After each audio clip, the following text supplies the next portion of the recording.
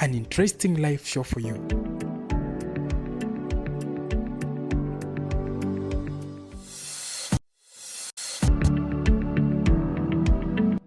Movie TV Bouquet brings you a live show starting on 9th May.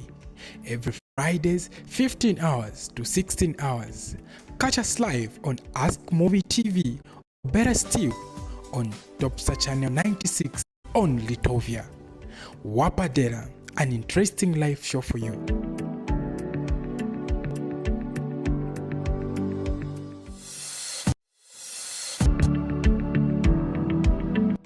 Movie TV Bouquet brings you another interesting live show starting on 9th May. Every Fridays, 15 hours to 16 hours. Catch us live on Ask Movie TV. Hello viewers and welcome to Wapadela Live Show, brought to you by Timveleni Multipurpose Zambia.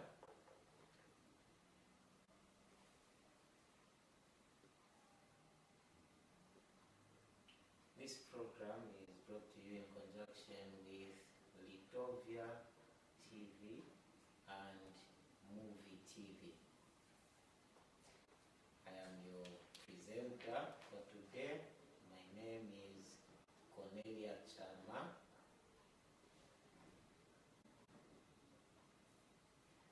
And that's how my name is signed.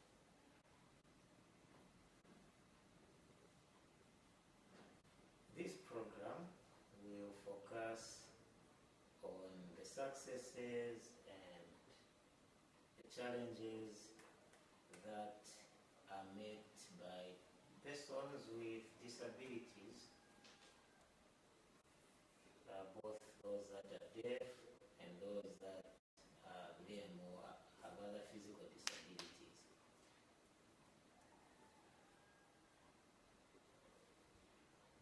I'll be discussing today, and I hope you enjoy the show. With me today is Mr. Paul Panda, who will now introduce himself. Okay, thank you very much. So, first of all, I'd like to appreciate for this privilege to be part of the program.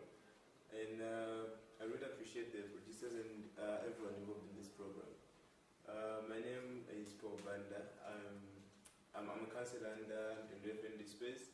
I'm the sub-district chairperson for adolescents under sub-district 1, which is Unari constituency. And I'm also a mentor and mental health activist under Timveleni.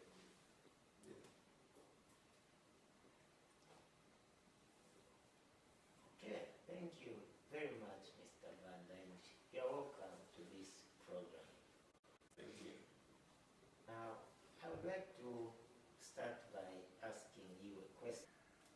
How have been The services that explanation, but do you have that you So some of the community, those who are not able to go to the health facility. Another method we use is social media. So we've come up with a strategy where facilities using their page to reach out to adolescents and young people who are in the community who are not able to come through, reaching them with information and creating awareness on what services are being offered at the facility. Then another method that we use is the strategy that we use of teaming up or collaborating with different NGOs and different programs that run.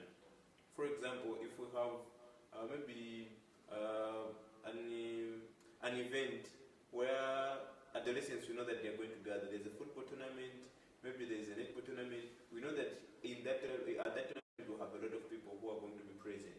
So what we do is we go there, mount a tent, and offer the services from the community so that those who are not able to reach the community, they'll be able to be attended to. These are the main things that we focus on, which are basically just outreaches, collaborating with NGOs, as well as using social media to reach out to adolescents and young people in the community. Thank you very much, Mr. very clear. And we are happy that you are here with us to answer some of our questions. And please, for viewers, if you have any questions, please feel free to send them through to this program, and we'll be very happy to answer them.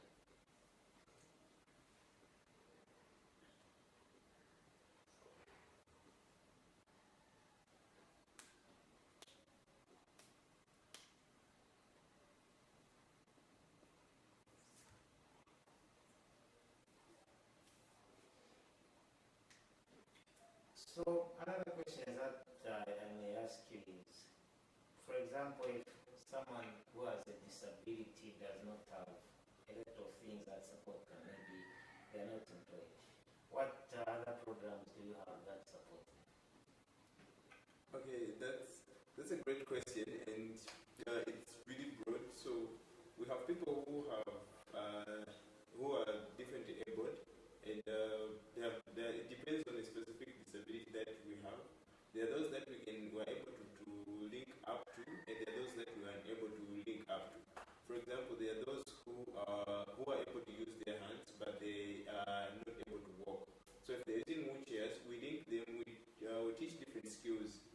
We teach wristband making, reusable pad making, doormat making, making of these the things that the ladies wear. They're the ones that use cottons.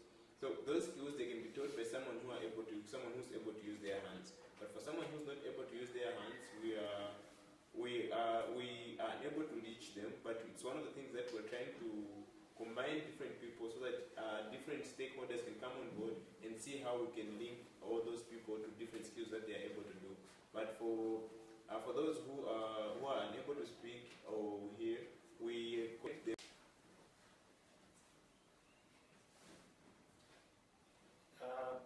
Looking at the different challenges that are faced by people with disabilities, what do you think the society in general can do to help these manage to deal with these challenges that they face?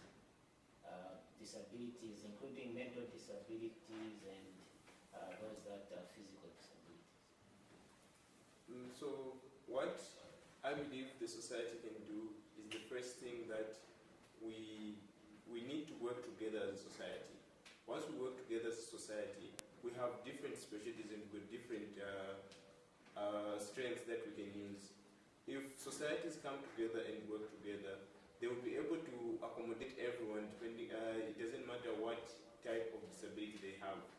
For example, if the society works together and say, okay, let's work together as society, and they work together as society and they try to advocate for the facility in their community such that they can create lamps for those who use wheelchairs, and they can have someone by the facility who's trained in sign language to accommodate those who are differently abled, then the society has done their part. And also the part of, when it comes to the mental health, there are those who there are societies where just because someone is differently able, they start to discriminate and ending up in stigma and the like. But if the society can come together and accommodate those people, accommodate different abled people, it motivates them, and it also shows them to say we are part and parcel of the societies. Unfortunately, in other societies, there are people who they tend to have people who are differently able and keep them inside the house. They keep them in the house. Earlier on, I mentioned to say we'll be having door-to-door outreaches. The aim is to find those who are differently able that are being kept inside the house instead of letting them out, so that they can be part of the society instead of hiding them. So the society plays a very big role when it comes to the mental health, because that's where the stigma comes from, and the motivation that the people who are differently able to get. It all comes from the society. So working together as society will help the mental health part of the people who are differently able. Okay, thank you very much. And for you viewers, I would like to mention again that we are very eager to answer your questions. If you have any questions, now we'll take a break and we'll be back shortly. Please stay tuned.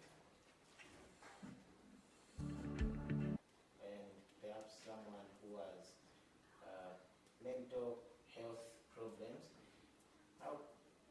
Then there are others who are maybe blind. How can the organization, what is the organization doing to reach such people and help them?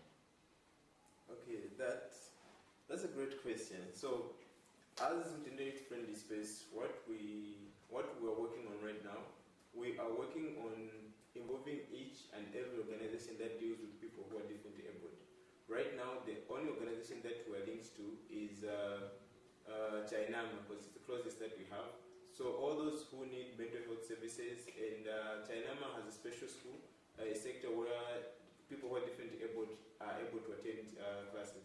So we always link them to Chainama, work hand in hand, so that we are able to accommodate others, not from our end. If they are part we are working on, we are yet to start a program with Zafod. Zafod works with people who are differently abled.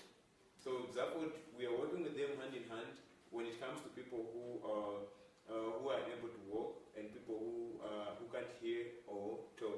So we work with those. We work with them. Right now, we're implementing a program where we go in communities and have an outreach specifically focusing on people who are differently abled. And those people, when we go there, the aim is that once we find them, we link them so that they can be coming for services, and apart from services, they can be coming for sessions whereby they be taught about their health and help them with their mental health. The research says to say people who are differently abled, if they're surrounded by the wrong people, there's a retardation when it comes to their mental health. So what happens is that if we have people like, if we have NGOs like Zafod in China working hand in hand with us, they help us to accommodate them and help us to grow. They help them so that Feel free. Your questions and comments are very valuable, and if you contribute to this program, we will be very happy to listen to your comments and contributions and even questions. And everyone that has different challenges with disability, please again, you are welcome to offer in your comments. Now, I have another question for you, Mr. Wanda.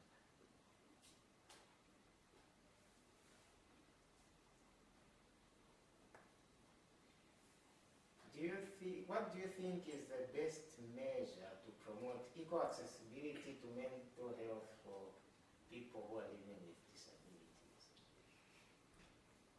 from my end, I believe one of the best ways that we can create equality when it comes to people living with disability, what we can do is, when it comes to the services, if we have, apart from NGOs, if the government can come on board and the ministry per se come on board and involve all health sectors to train healthcare workers to have a special skill that they can use to accommodate people living with disability. I can tell you right now, looking at the society that we are living in and many health facilities, if we have people who are trained specifically on how to work with people living with disability, for example, if we have nurses who are trained in sign language, if we have clinicians who are trained in sign language, meaning we are accommodating those who use sign language. And if we have people who are trained in mental health, how to handle different people with different mental health conditions, we will have people who are inclusive, and if these measures are put in place, we will reduce the part of the part of stigma and people who are differently able to feel like if I go to the facility, this won't work.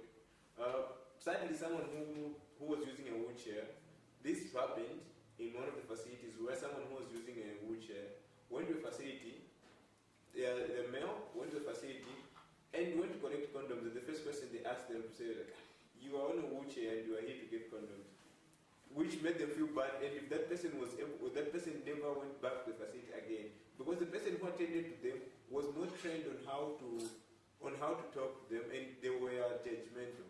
So if all are trained, if majority are trained, and we have specific people who are trained for that, it will create accommodation, and they'll be able to go there, to go to the facility, to access mental health services, to access other services, other health services, because they know to say, I have someone who accommodates me and have someone who makes me feel comfortable whenever I'm going to access services.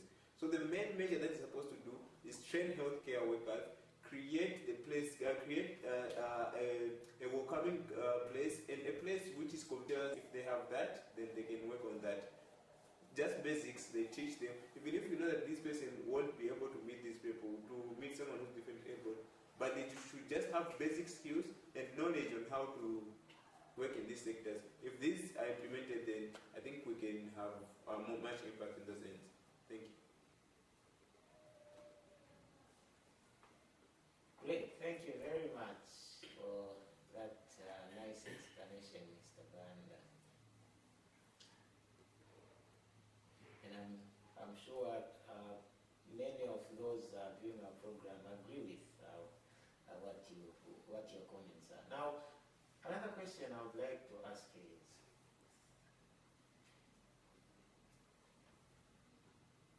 there's a saying in English that says, hearing from a horse's mouth.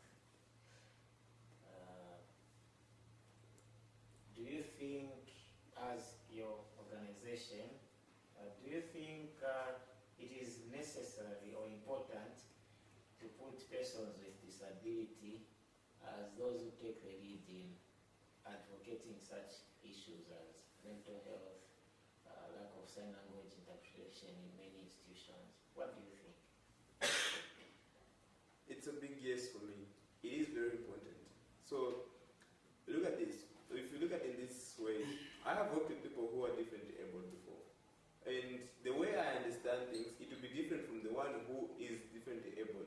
I'll explain it. I'll use the part where there's sympathy. I'll use the part where there's empathy. I'll use the part where, well, I'll use the things from people who have different, I'll use the part where, I'll use the experience of other people, how they explained it or how I saw it was working.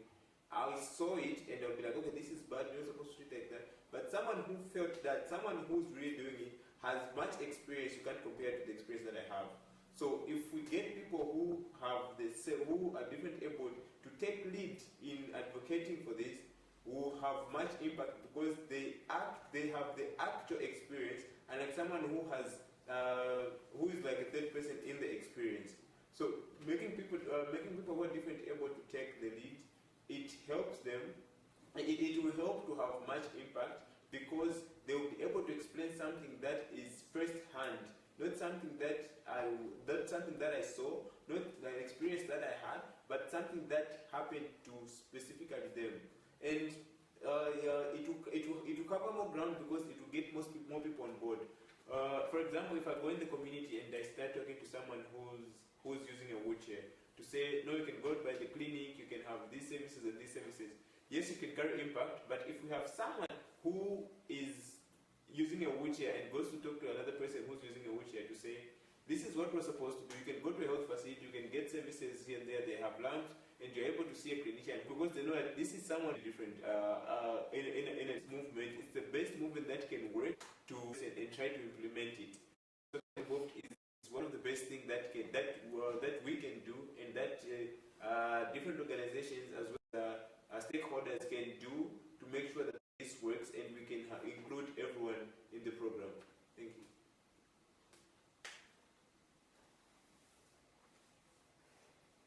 Thank you very much for those comments. My other question is, what do you think the government can do more to support persons who are living with disability, deaf, those that are physically disabled, to mental health? What else do you think the government can do to support this? I believe in getting the things getting the first-hand information. For example, if they come to me and tell me to say, there's this thing that usually happens where someone comes to me and asks me to say, would you like tea or rice? Then I'd say rice. Then they bring shima. It wasn't one of the options, but it's just something that they feel it's one of the things that I might need. Now, here's the thing. Most of the programs that I implemented, there's this part where they'll get information from people who are not in that same lane, and when they go back, they feel, okay, this information we got, I think this is what they need. So this is what they need. They feel to say this is what's needed, but it's not actually what's needed. So I needed something different, and something different was brought. So the best way the government can do, one of the best ways the government can do is involve people living with disability. Involve them, let them take lead in the programs, let them run the programs. And if NGOs are running different programs, let the government be part and parcel of the programs. We've got NGOs who would come on board, run the program. After they run the program, once the project ends, they go and people are left hanging again. So, but if the government can take part of that program, even if the NGO finishes the project, they go. Those people, they still have backup from the government. They have backup from the government, or they have backup from the stakeholders. I mentioned earlier on to say another thing the government can do is to make sign language and mental health to be one of the basic things that is being learned by healthcare workers in universities. They had to put computer lessons to be part of it as we're moving with technology. So moving with technology, they added computer lessons to be part of the basics. Now they're supposed to add the part of mental health and the part of sign language, so that they have just basic sign language. They know how to say medication, to greet them, to ask them how they feel, to know everything about that. So if that is included, then the government has done one of the best things that is supposed to be done to help us fight this inequality when it comes to people living with disability. So it's a plea, it's always my plea to the government to say, let's take part in this, let's take keen interest in this, and let's not just leave it for the NGOs. We take keen interest, we take part, and make sure to say this is what we're doing. It's our community. If you can't hear, if you can't talk, there are things that you can do that are hands-full. So everyone can have impact as long as they are breathing. So the main thing that you have, that I have, is that we are breathing, we are alive. And just having that, it shows to say every one of us can have impact. What you can do can impact another person's life. So what you carry, there's always something that you carry. And despite you being differently abled, there's always something that you carry. So it shouldn't bring you down because you are differently abled. It should be one of the things to say, there's something that I carry that I can do. Once you identify that, then you help it to impact another person's life, then we're moving forward as a society and as a community. And to others view, to communities who are viewing, let's embrace everyone. Let's not stigmatize because of how someone is differently abled. Because they have something that they carry that we can use as a society, as worldwide, even them feel part of the community. And let us, to the viewers, thank you very much, and let's all work together. Thank you very, very much for your peace. Continue to awaken that our program